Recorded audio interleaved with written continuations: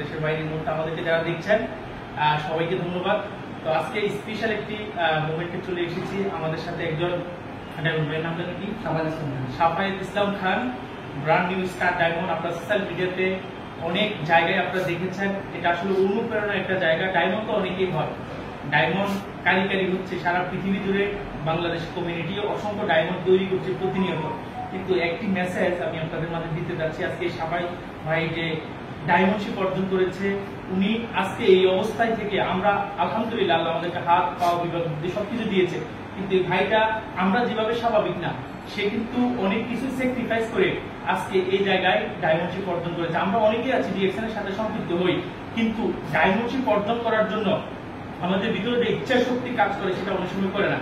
কিন্তু ওই ভাইয়ের আজকে অনেক কিছু কম থাকার পরও আল্লাহ রাব্বুল আলামিন ওনাকে কবুল করেছে এবং ওনার ইচ্ছা শক্তির কারণে আজকে উনি ডায়মন্ডশিপ অর্জন করেছে। এবং উনি আজকে এই ফেনী অফিসে যে কথাগুলো বলছে, যে লিডারের সাথে আমাদের মনোজ দাদার সাথে যে কথোপকথন হচ্ছে, যে এখন বলতেছে যে আমার আর এখন আর বসে থাকার সময় নাই, আমি আমার অ্যাচিভমেন্টের জন্য, আমি সেরা কিছু করার জন্য আমি নিজ থেকে এগিয়ে আসতেছি। তো ভাইয়ের কাছে আমি 30 সেকেন্ড জানতে চাচ্ছি ওনার যে অনুভূতি, স্পেশালি আমি ওনার সাথে দেখা করার জন্য আজকে এখানে এসেছি, ওনার অনুভূতিটা শেয়ার করেন।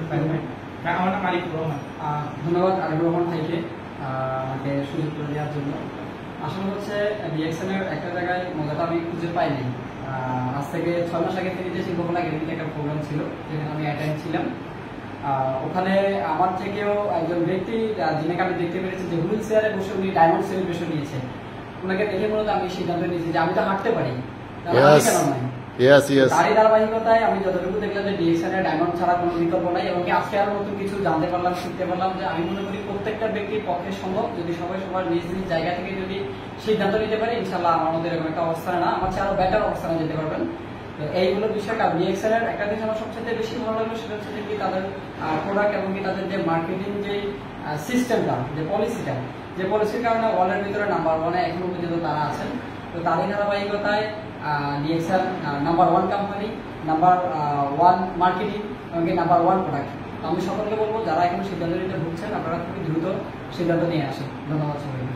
জি, অসংখ্য ধন্যবাদ সবাইকে। আজকে ভাই থেকে আমরা মেসেজ পেয়েছি, বিষয় হচ্ছে আপনি কারো সফলতা দেখে আপনি মনে মনে হিংসা না করে তার থেকে আপনি কি শিখতে পেরেছেন সেটা নিজে থেকে নিয়ে এবং কনফিডেন্স তৈরি করে, সফলতার জিত তৈরি করে একটা নিজের মধ্যে সবসময় কম্পিটিশন রাখবেন, যে ওই ভাই যদি পারে তাহলে আমি কেন পারবো না। এটা হচ্ছে কম্পিটিশন, জেদ তৈরি করে, এমন না হিংসা করছি।